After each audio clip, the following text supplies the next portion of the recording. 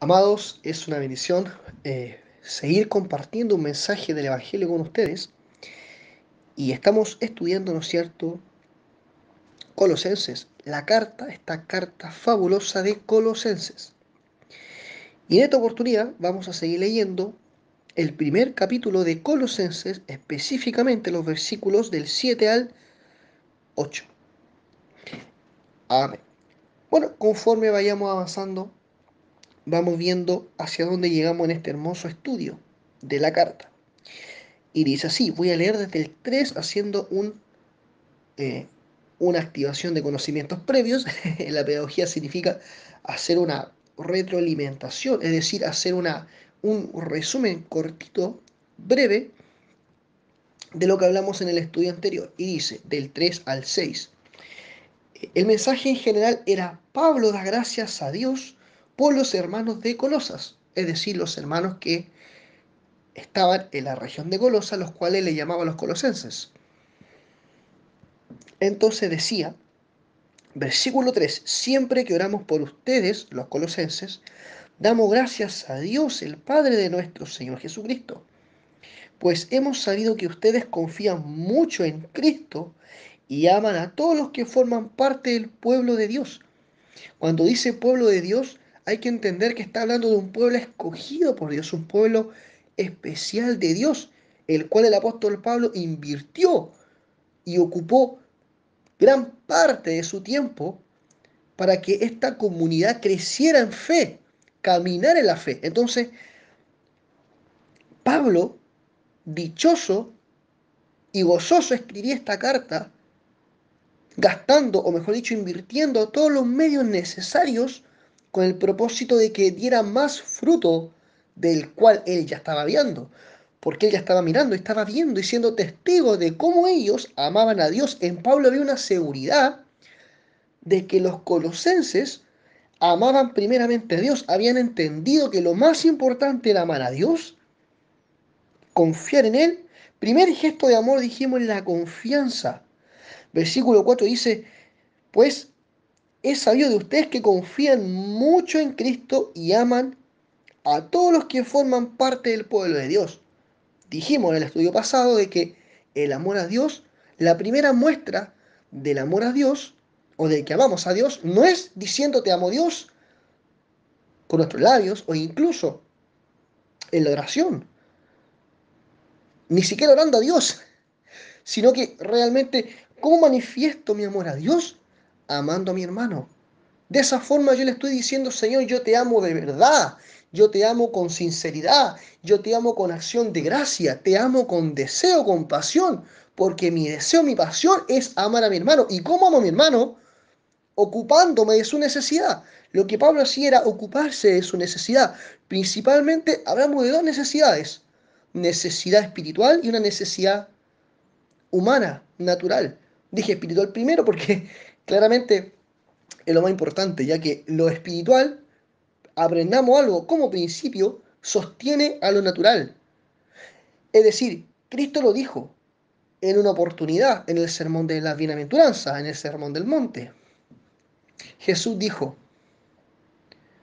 buscad primeramente el reino de Dios, busquen el reino de Dios y su justicia.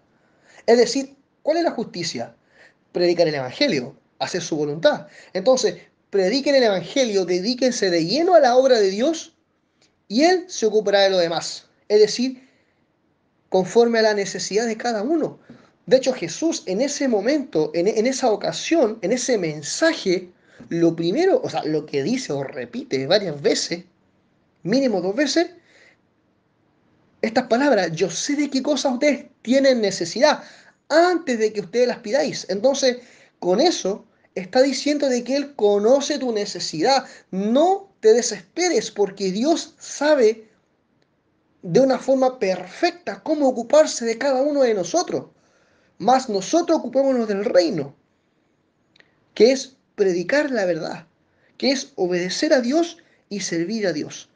Entonces, esto también se refleja bien en un pasaje cuando Jesús asciende a los cielos, ¿no? Cuando habla acerca de la comisión, cuando está con los 120, antes de ascender al Padre, dice, toda potestad, literalmente Jesús lo dice, toda potestad me ha sido dada en el cielo y en la tierra. Ahora, ¿por qué dijo esas palabras? Porque ya había sido resucitado. Entonces, cuando Cristo fue resucitado, de parte de Dios, Dios le otorgó la autoridad. Le otorgó la autoridad del cielo y la tierra y de todo, para llenar todo en su presencia, donde en todo se pueda manifestar el gobierno de nuestro Señor Jesús. Es decir, en todo. Hay una canción tan linda que dice, tú lo llenas todo. Y esa canción es cierto porque hace de manifiesto de que en todas las cosas Cristo suple la necesidad. Él lo llena todo en todo. Él se responde a sí mismo. Él sustenta a los que le sirven. Entonces, volviendo al tema, dice, toda autoridad, las palabras de Jesús, toda autoridad me es dada por el Padre en los cielos y en la tierra. Y dice, por tanto, vayan y hagan discípulos, bautizándolos en el nombre del Padre y del Espíritu Santo, perdón, nombre del Padre, del Hijo y del Espíritu Santo, y enséñenles a guardar todo lo que os he enseñado. Es decir, todas las palabras de Jesús, aquellas que ustedes fueron testigos oculares y presenciaron las palabras de nuestro Señor, mis palabras en ese caso, está hablando Jesús, póngalas por obra. Póngalas por obra. Tengan una experiencia donde manifiesten a Dios en cada uno de sus asuntos. Y ahí Jesús dice, y yo estaré con ustedes hasta el fin del mundo. Es decir, yo estaré con ustedes no solamente potenciando sabiduría espiritual, sino también estaré con ustedes satisfaciendo las necesidades terrenales que son importantes. El sustento, la economía, son cosas necesarias para nuestro vivir diario. Pero créeme que cuando nos ocupamos del ministerio, Jesús nos sustenta en cada situación particular. Entonces, qué precioso nuestro Señor. Entonces, amados míos, sigo leyendo, porque ellos, los colosenses, entendieron el mensaje central, que era amar a Dios reflejándose en el amor hacia los hermanos. Y dice versículo 5, ustedes se comportarán así, o se comportan así, porque desde que oyeron el mensaje verdadero de la buena noticia, saben bien lo que Dios les tiene guardado en el cielo. Es decir, ellos caminaban en una atmósfera espiritual, en un plano espiritual. ¿Qué es eso? Que miraban las cosas de arriba. Es decir, tiene guardado en el cielo. Está diciendo de que lo que el Señor mantiene siempre, firmemente, es un mensaje centrado en las cosas de arriba, en un plano espiritual, no en una religiosidad, no en un vivir bonito del alma, porque el alma muchas veces quiere cosas buenas, pero no son sujetas a la voluntad de Dios. Entonces, lo que el Señor quiere es que aprendamos a vivir en la esfera espiritual, y eso es vivir la palabra del día a día, humillado ante Dios, negándonos a nosotros mismos con el propósito de que Cristo llene toda mi vida, como lo decíamos, llene toda mi vida con su presencia. Dice, esta buena noticia, verso 6, se está anunciando por todo el imperio romano y está dando buenos resultados. Así ocurrió entre ustedes desde el día en que supieron o conocieron o se les reveló la verdad de cuánto los ama Dios. Qué precioso. O sea, ¿por qué razón entendemos el secreto? Más que el secreto, el misterio del Evangelio. Primeramente, porque, como dice también Juan en una oportunidad, a Dios le amamos porque Él nos amó primero. Y esa frase se refleja en toda la Biblia, es decir, o en todo el mensaje de la salvación, en todo el mensaje del Evangelio. ¿Por qué? Porque como Él nos amó primero, eso quiere decir que nosotros entendemos por misericordia la Escritura y se nos fue revelado los misterios de Dios por misericordia, porque Él lo deseó de tal manera, Él estableció eso como su voluntad absoluta sobre nosotros. No fue que nosotros un día se nos ocurrió acercarnos a Dios, no. Él nos buscó a nosotros y Él dice su palabra que Él nos amó primero, con el propósito de nosotros amarle voluntariamente una vez que hemos sido rescatados de las tinieblas a la luz. Entonces es un mensaje de esperanza. La luz refleja la visibilidad. Es decir, cuando la luz está al frente de mi vista, imagínese usted en su pieza caminando en la oscuridad. Tiene miedo de chocar, de pegarse, de tropezarse, pero cuando usted enciende la luz puede ver con claridad todo. Camino bien, de no chocar, de no caerme, sé hacia dónde voy, sé qué puerta abrir, qué escalera subir o bajar, cómo salir de mi casa y así. O sea, cuando hay luz puedo ver con claridad mi realidad. Es lo mismo con Cristo. Cuando la luz del Evangelio, la luz de la palabra, la luz de su buena noticia y de su amor misericordioso, cuando vemos más allá de una religión que impone reglas, sino que vemos a Cristo como Él realmente es, un Dios de amor, lo dijimos, sin prejuicio, sin juicio, sin condenación, sino que podemos ver más allá incluso de la luz, podemos ver las cosas con claridad. Vemos el amor de Cristo reflejado en nosotros, como también esa luz permite que podamos entender que nuestro ser es tan miserable que necesita de un Dios de amor, de un Dios perdonador, de un Dios bueno. El único bueno es Dios. Amén, dice. Versículo 7.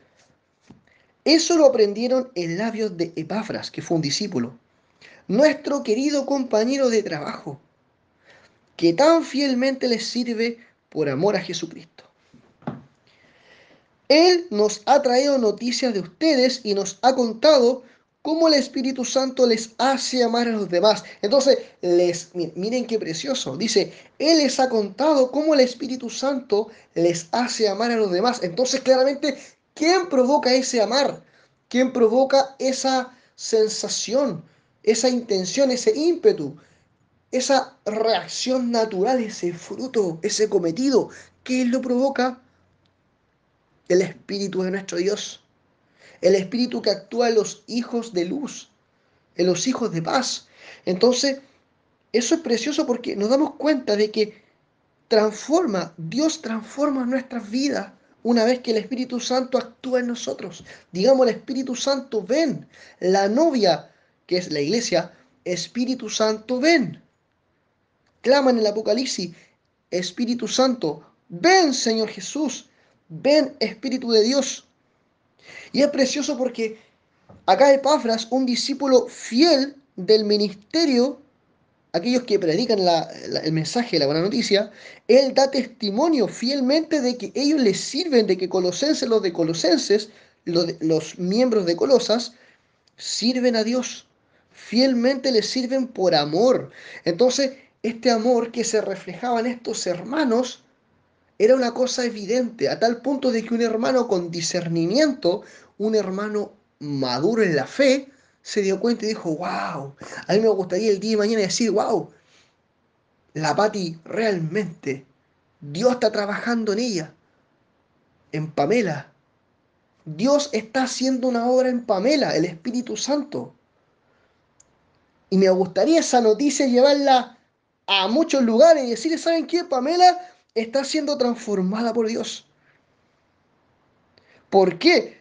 Porque puedo contar esa experiencia de cómo el Espíritu Santo hace amar a los demás. Cómo el Espíritu Santo pone en Pamela, en Patricia, en Sebastián, a amar a los demás.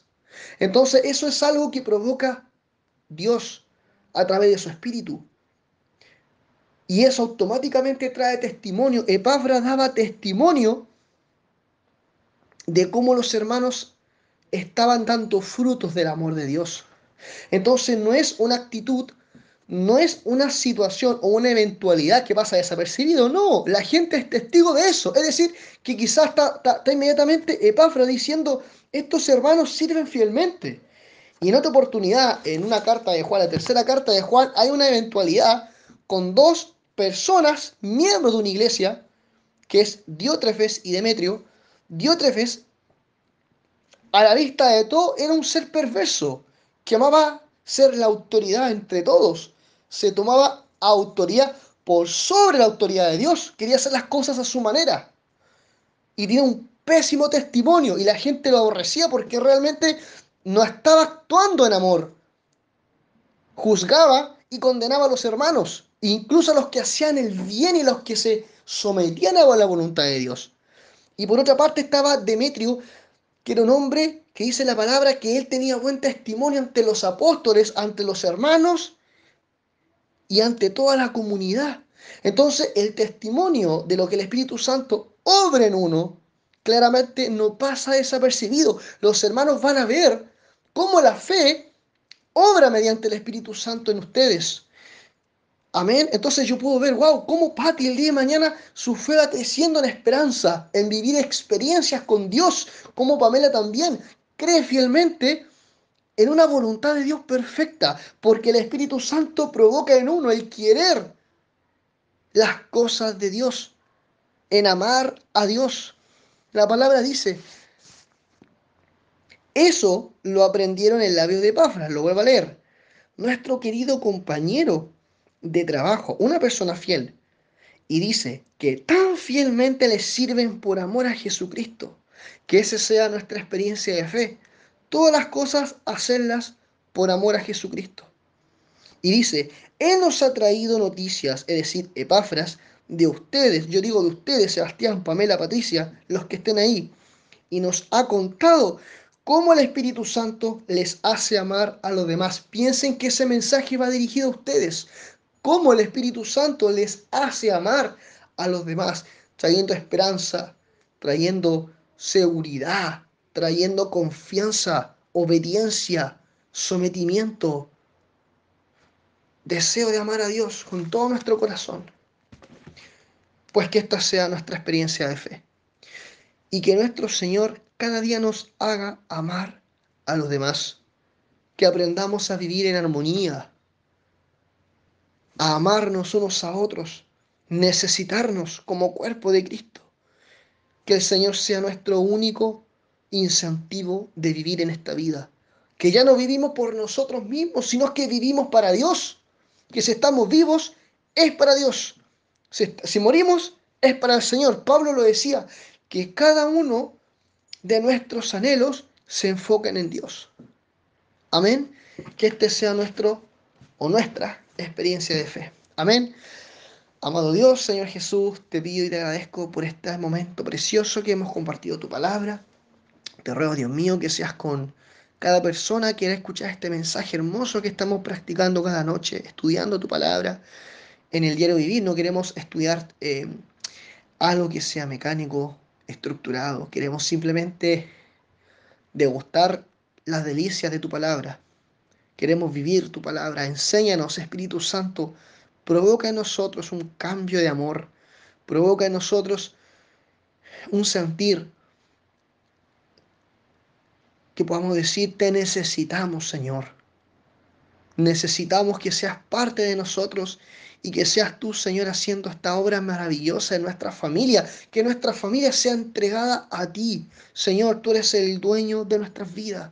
Queremos entregarte a nuestras vidas y donde vayamos, que la gente de forma natural, sin querer aparentar algo, sin querer impresionar a nadie, pero sabemos y somos conscientes de que nuestro testimonio no pasará desapercibido, que cuando tú provocas algo en nosotros, pones un grano de fe, ese grano de fe en alguna persona va a repercutir, en alguna persona va a ser testigo, va a decir, wow, Señor, estás haciendo una obra en Patricia, en Pamela, en Sebastián, en Romina, estás haciendo una obra en ellos, estás poniendo tu mano, tu espíritu está haciendo, dando fruto, Señor. Gracias, Señor. Te amamos, te bendecimos, porque solo tú nos das palabras de vida eterna. ¿A quién iremos, Señor, si solamente tú nos das seguridad? Te adoramos, Señor. Queremos ser tus hijos, conocerte y entregar nuestra vida a ti, Señor. Por todo esto, y llenos de confianza en tu perdón restaurador, te agradecemos todo. Amén, Señor Jesús. Ven, Señor Jesús. Amén y amén.